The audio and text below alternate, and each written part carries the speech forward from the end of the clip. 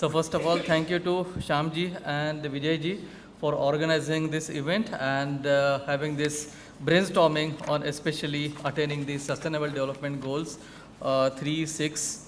At the same time, I would also like to say that we cannot keep aside the Sustainable Development Goal number 2 because the zero hunger, that is the nutrition and the health and wellness. So they go hand in hand. So actually we have to address both together. And in my presentation, both the things I had tried to bring together as well. So this is the HIMSamwaad and how the not alternative but the traditional systems of medicine we can integrate to achieve the holistic health. So next slide please. So as you know that the various systems of medicine, that those are actually recognized in India because India has the pluralistic system of medicine, the allopathy, Ayurveda, Unani, Siddha, Sowa-Rigpa, the yoga. The naturopathy is also not there, but it is, right now it is not legally recognized. And there are various acts central level as well as there are various acts at the state level also, which also empower the practitioner, the national health policy. So that recommends for the integration of the various systems of medicine. And in this line, the Ministry of Ayush has collaborated with 18 ministries across the Government of India, not only for the purpose of promotion of these systems, but also for the research, also for the education, for the practices, and the various aspects related to traditional medicine, including the medicinal plants and the conservation and of the forest. And the NAN, that is the National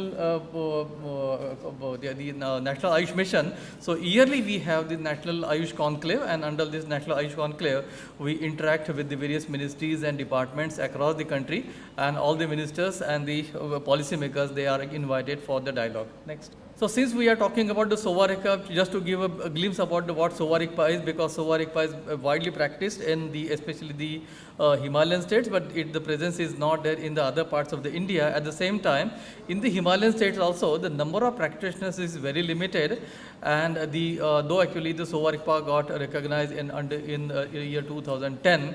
But still, it takes time to actually establish the institutes and to promote the system, the practitioners, regulation, the quality assurance, and the various aspects related to Sowa-Rigpa and the Government of India, Ministry of Ayush.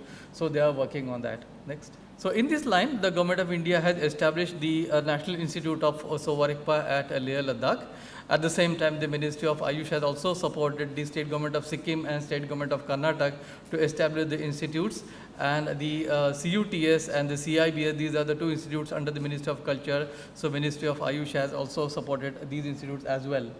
So as you know that how actually the systems they actually spread, the Ayurveda was spread across the country, across the globe, especially during the Buddhism and even before the Buddhism, but during the Buddhism how actually spread. So these documents are well available, and because of the Buddhism spread, so it spread across the globe, especially in the Middle East, in the African countries, and in the Southeast Asia and to the east of the globe. So the Ayurveda spread all over, and what actually we see the various systems of medicine, whether it is Thailand, whether it is in Persia, whether it is in Myanmar, whether it is in the other countries.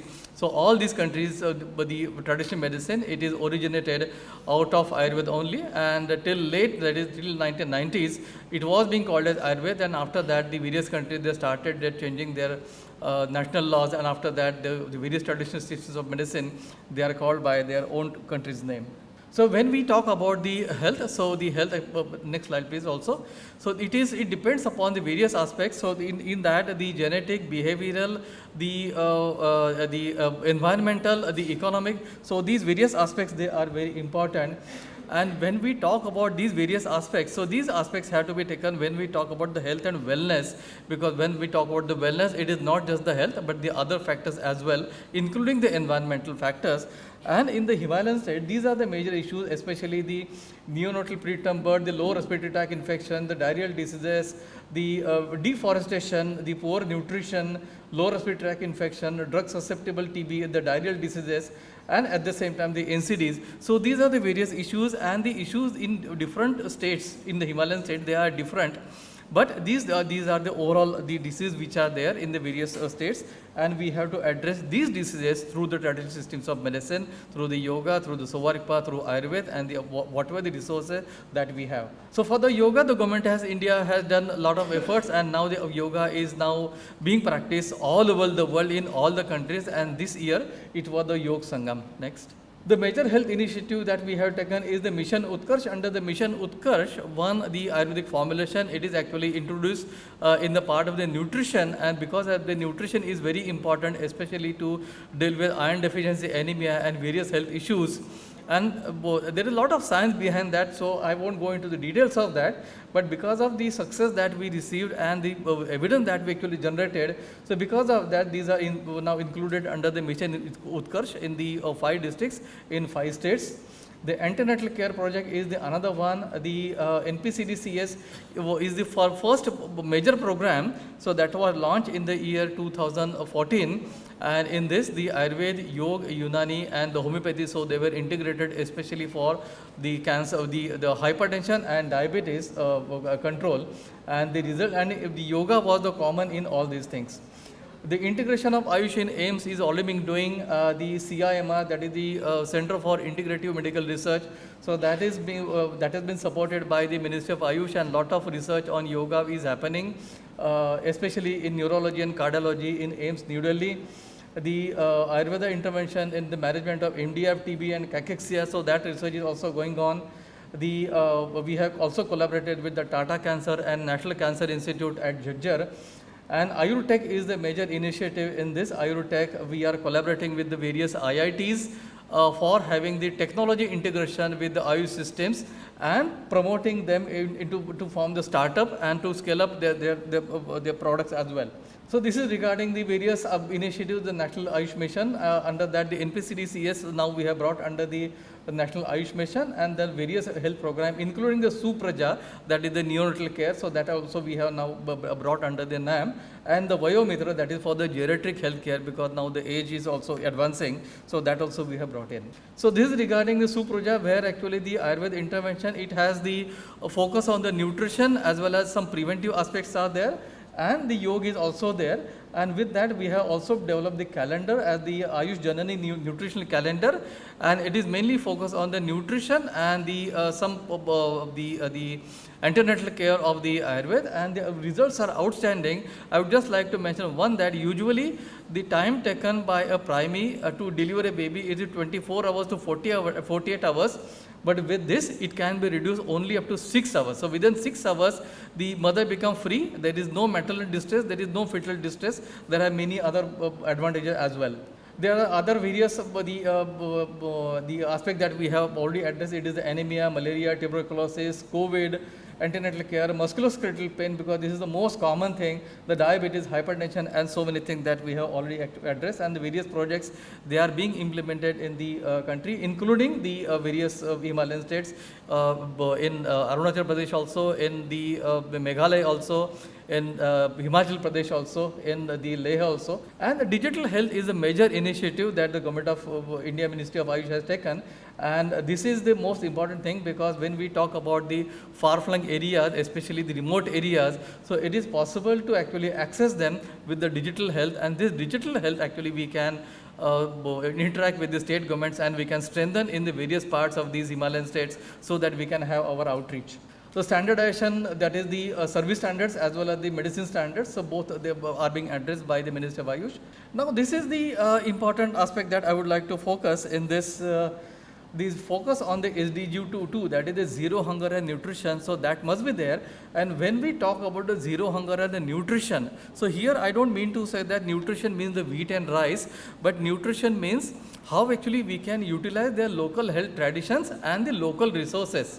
Say for example, in the Uttarakhand, the Madhua actually they eat very commonly. So how actually we can promote Madhua in Uttarakhand, the local diet in Arunachal Pradesh, the local diet in the Meghalaya, the local diet in the Sikkim. So various the grains which are available locally, so basically they are to be promoted. They actually, again we have to bring back into their tradition, because we are forgetting and we are getting away from our tradition, our culture.